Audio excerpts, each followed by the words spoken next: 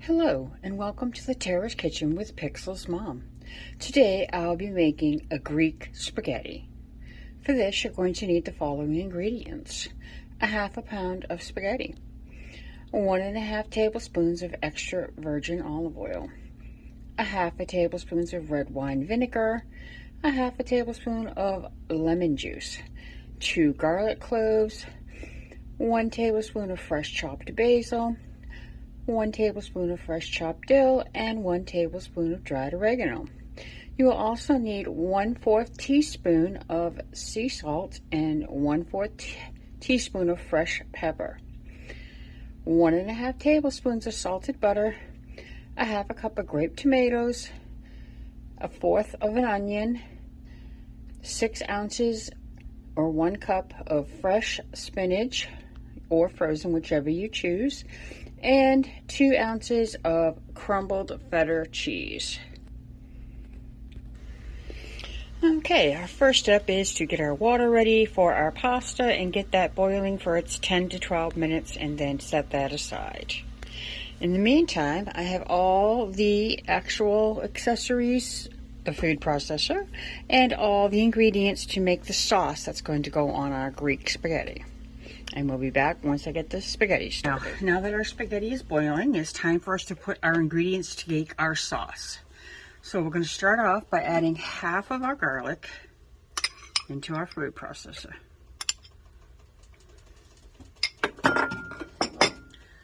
Then we are going to add our basil, dill, and oregano as well into the food processor, along with our salt and pepper, our red wine vinegar, our lemon juice, and our olive oil. And once that is all in here, we're going to put the lid on my food processor, pulsate it for about 10 to 20 seconds until it all combines together. And I'll be right back when that's done. Okay, as you can see, it is all blended together and is ready to add to our pasta once it is all done cooking. Now that our pasta has been drained and is sitting waiting to be re-emerged with our sauce, it is time for me to add the butter to the pan, the same pan that we cooked our pasta in. We're going to add that butter in there and let that all melt. Once the butter is melted, we are going to be adding our tomatoes, onions, and spinach and letting them wilt down. Now the spinach, you have 2 options to use. You can use a frozen one, as it suggests, or like me, I tend to like more natural things, so I'm going to use fresh spinach. So that's what we're going to do. We're going to get this butter going.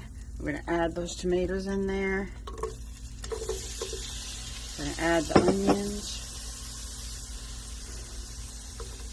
Get them all sauteed together. And I'll wait a moment, I think, before I add the spinach because it is not frozen, so it doesn't going to have that. I need that time to actually defrost. So we're going to add them last, I believe. We're going to add the garlic as well. The remainder of that 2 tablespoons of garlic. And we'll let that all cook together.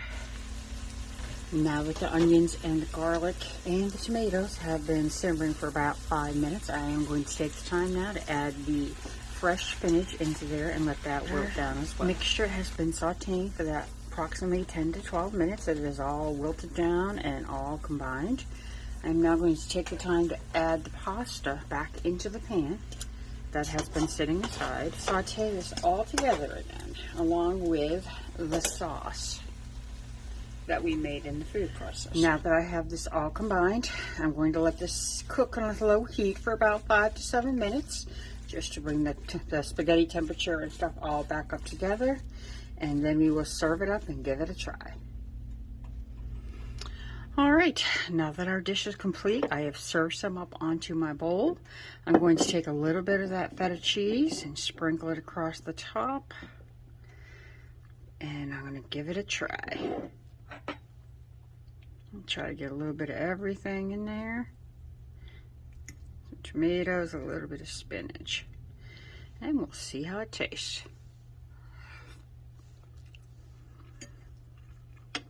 Oh, wow. That is really, really good. Very nice flavors. Very nice Greek flavors, actually. The dill is in there. That brings out so much flavor. I think this was definitely a big success. I love this recipe. I'm gonna probably make this again sometime. And I want to thank you all so much for watching me and my channel today. Give it a like, share it with your friends. Tell me what you think. Maybe make it yourself and see if there's anything different you might do to it to change it up. But I'm pretty sure you'll like it the way it is. So once again, thank you so much for joining me today, and I hope you all be well and be safe. You all take care now.